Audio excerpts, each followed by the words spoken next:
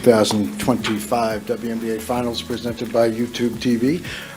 We'll begin with remarks from Commissioner Kathy Gilbert, and then we'll turn it over to question and answer. About to happen.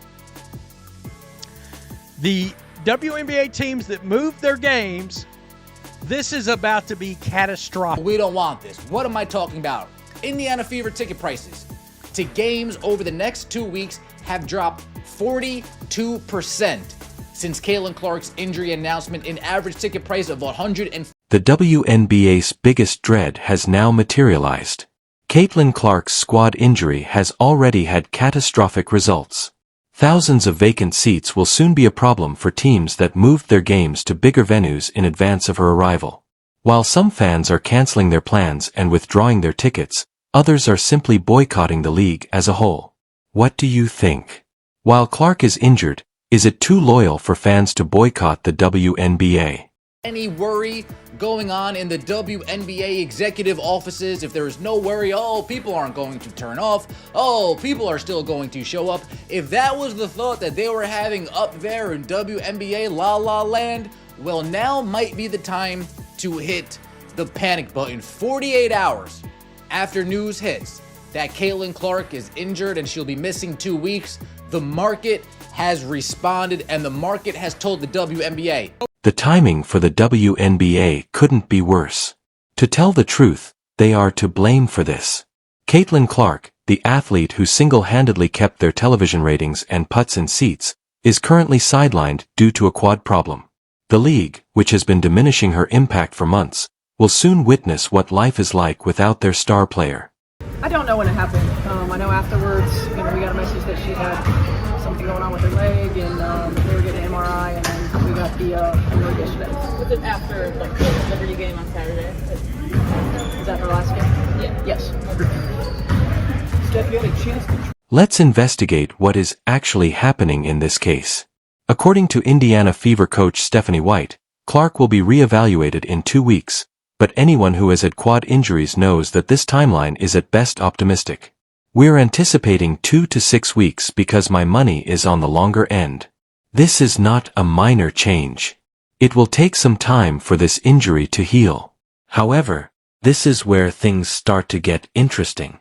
In advance of Clark's arrival, several teams and the WNBA made significant financial commitments.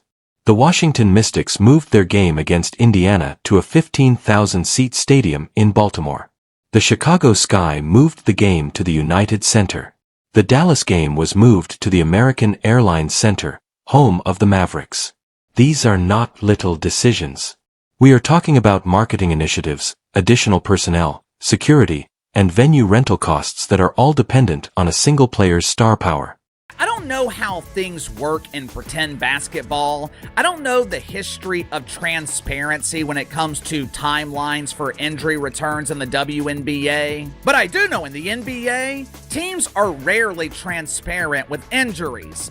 When the Pelicans say Zion Williamson will be reevaluated in 2 weeks, that really... These same teams are currently dealing with what could be their worst attendance figures in a very long time.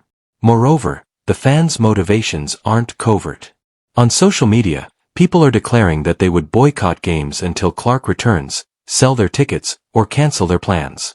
In the absence of Clark's performance, one fan tweeted that they were selling their Fever Mystics tickets because they didn't want to go from Washington, D.C. to Baltimore. Another said they would only watch Fever games on delay so the league wouldn't receive their live audience stats. These are not isolated incidents. Supporters who feel the league has mistreated their favorite player have organized this response. And let's be honest about the real reason behind this anger. It's not just about Clark's wounds. It has to do with how she has been handled by the WNBA during her entire league tenure.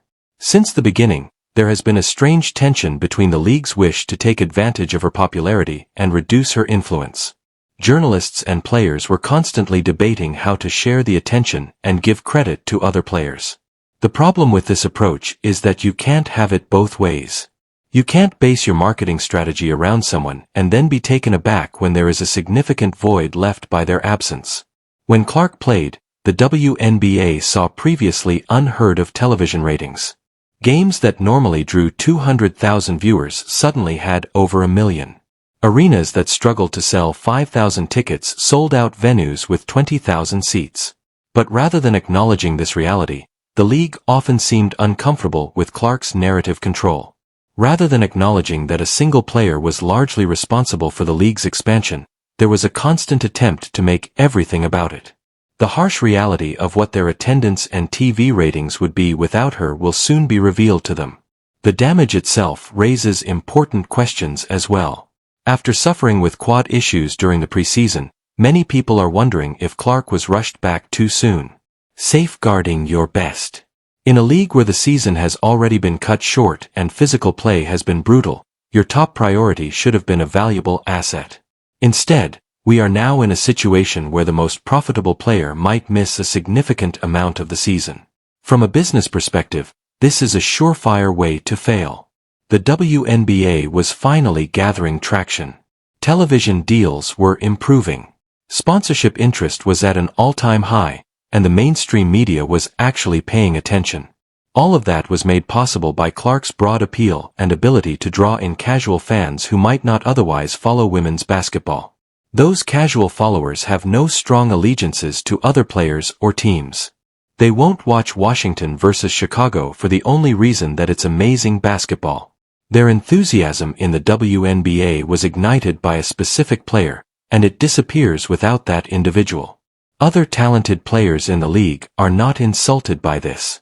It's simply how professional sports star power operates. When it comes to attendance, it will be very severe. Moving a game from a 7,000-seat arena to a 20,000-seat facility on the hopes that the increased demand would justify the move is a major gamble. The goal of these teams' actions was not to break even. They expected sellouts and high ticket prices. At the moment, they are thinking about playing in partially empty stadia. Given all the additional costs related to the venue modifications, the optics alone will be devastating. Television cameras show thousands of empty seats in arenas that were supposed to be packed, demonstrating the league's true drawing power in Clark's absence.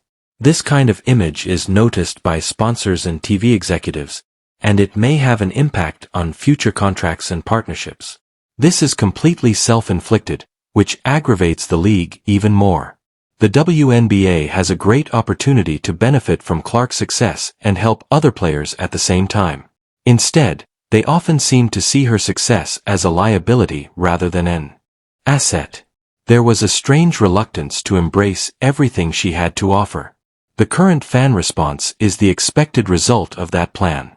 After you've spent months persuading someone that their favorite player isn't all that remarkable, don't be surprised if they decide to concentrate on someone else.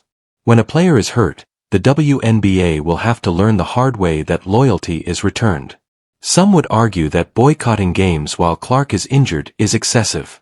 They will contend that fans should continue to support the league and other players, but that is wholly ineffective.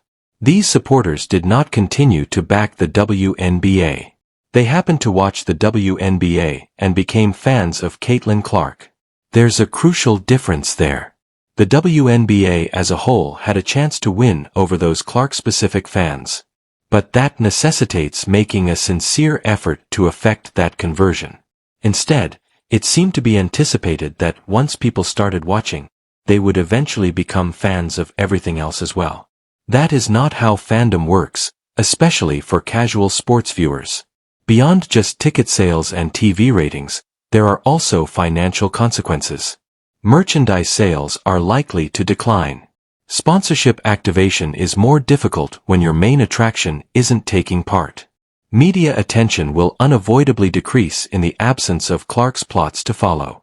The ripple effects affect every aspect of the league's business plan.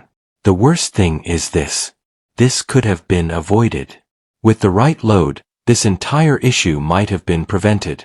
Protocols, better injury prevention, management, and maybe not rushing a player back from a previous quad issue.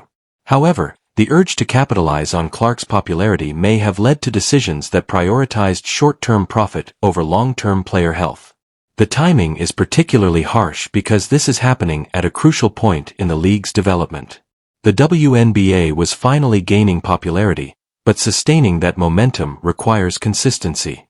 You can't grow your casual audience if your biggest celebrity is away for long stretches of time. There's no guarantee that those viewers will come back. They might discover something else to watch. How the league responds to this situation will be intriguing to watch. Do they embrace the reality of Clark's impact on their business, or do they uphold the fallacy that no player is crucial to the WNBA's success? Given the attendance and television numbers over the upcoming weeks, it will be difficult to maintain that argument. Paradoxically, the WNBA spent a lot of time trying to show that Clark wasn't essential to their success. Soon, they will get the chance to show that they can sketch without her, which is exactly what they want. The problem is that every early indication suggests that they will not succeed in their endeavor. Beyond Clark's injuries, there is more to the boycott movement. Supporters feel that the league has shown disrespect to the sportsmen who brought them into the fold. When you mix that underlying rage with the reality that a lot of fans only watch for one certain player, we're currently witnessing a perfect storm. Teams that wagered heavily on Clark's ability to draw will soon have to deal with the consequences of that gamble.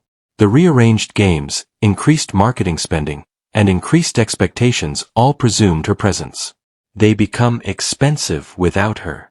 Lessons about the risks of concentrating your entire strategy on one person, especially if you haven't done enough to create backup plans. The WNBA will soon take a crash course in star economics. They will be able to observe their media coverage, attendance figures, and television ratings without their main draw.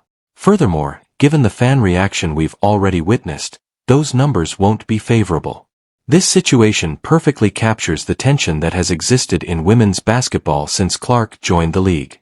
The injury will offer the most tangible solution to the ongoing argument between collective development and individual star power. The analytics are accurate and will provide a very clear image of the people who actually show interest in the WNBA. The WNBA is poised to receive a harsh lesson about biting the hand that feeds you. Those empty stadiums and low ratings will send a clear statement about who is most important to their bottom line. What are your thoughts on the whole situation? In the space provided for comments below, kindly express your thoughts. Click like and subscribe for more absurd sports news.